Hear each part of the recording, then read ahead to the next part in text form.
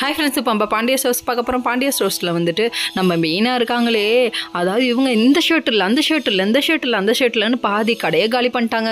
அதுக்கப்புறம் இன்னும் எவ்வளோ நேரம் டைம் இருக்குது கடை மூடன்னு கேட்குறாங்க. எதுக்குப்பான்னு சொல்லி கேட்டால் 8:30 வரையும் இங்கே தான் இருக்க போகிறேன்னு சொல்கிறாங்க. பொண்ணுங்க கூட ஷாப்பிங் வந்தது பெரிய குத்தமாயிடுச்சு. இது இன்றைக்கி தெரிஞ்சிச்சு நம்ம கதிர் திருன்னு முழிக்கிறாரு. ஐயோயோ அண்ணி, உங்கள் கூட போய் ஷாப்பிங் வந்தானா, நான் தெரியாமல் வந்துட்டேன்னு சொல்கிறாங்க.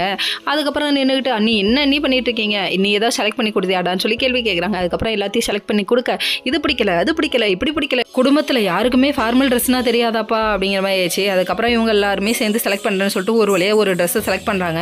அதுக்கப்புறம் அந்த டைம் பார்த்து வீட்டுக்கு போக நேரம் ஆயிடுச்சுன்னு சொல்லிட்டு ராஜிக்கு கால் பண்ணுறாங்க. கால் பண்ணி அந்த விஷயத்தை எப்படியாவது சமாளிமா, பக்கத்தில் யாராவது இருக்காங்களா, நான் வர லேட் ஆகும், ட்ரெஸ்ஸு கடையில் இருக்கேன்னு விஷயத்த சொல்ல, அவங்க வந்துட்டு ஆஃபீஸில் ஒரு முக்கியமான வேலையா, அதனால் அவங்க வரலன்னு சொல்லிட்டாங்க. அதுக்கப்புறம் துணி பை எடுத்துகிட்டு வர நம்ம பாண்டியன் சீக்கிரம் வர வீட்டுக்கு வந்தோடனே பார்த்தோன்னே என்னம்மா கையில் அப்படின்னு சொல்லி கேட்குறாங்க. இது மாதிரி இவருக்கு ட்ரெஸ் எடுத்துகிட்டு வர இன்டர்வியூக்கு போகிறதுக்கு அப்படின்னு சொல்லிட்டாங்க. அந்த ட்ரெஸ்ஸை வாங்கி பார்க்குறாங்க. 200 ரூபா தானே, ஒன்றும் பிரச்சனை இல்லைன்னு சொல்கிறாங்க. அதுக்கப்புறம் நம்ம பாண்டியன் வாங்கி பார்த்துட்டு 2000 ரூபாயா அப்படிங்கிறாரு.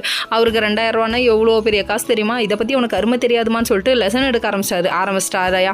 இவர் ஏன் இப்படி இருக்காரு அப்படிங்கிற மாதிரி இருக்குது. அட்வைஸ் பண்ணால் பரவாயில்லைங்க, ஆனால் திட்டி விட்றாருங்க. இதை பார்த்தோன்னே செந்தில் ஒரு வார்த்தை கூட கேட்கலையேங்கிற கோவம் வேற நம்ம மீனாவுக்கு. எந்த பொண்ணுக்கு தான் இருக்காது, கட்டின புருஷன் நம்பி தாங்க வராங்க எல்லாரும். அப்பான்னு சொல்லிட்டு அமைதியாக இருந்தால் எப்படி அப்படிங்கிற மாதிரி இருக்குது. அதுக்கப்புறம் சரவணன் உடனே ஆமாம் அப்பா சொல்கிறது தான் கரெக்டுன்னு சொல்கிறாங்க. சொன்னதுக்கப்புறமா ஏன்டா நீங்கள் தேனிலவுக்கு போய் 26,000 செலவு பண்ணீங்களேன்னு சொல்லிட்டு குத்தி காமிச்சிட்டாங்க கோமதி.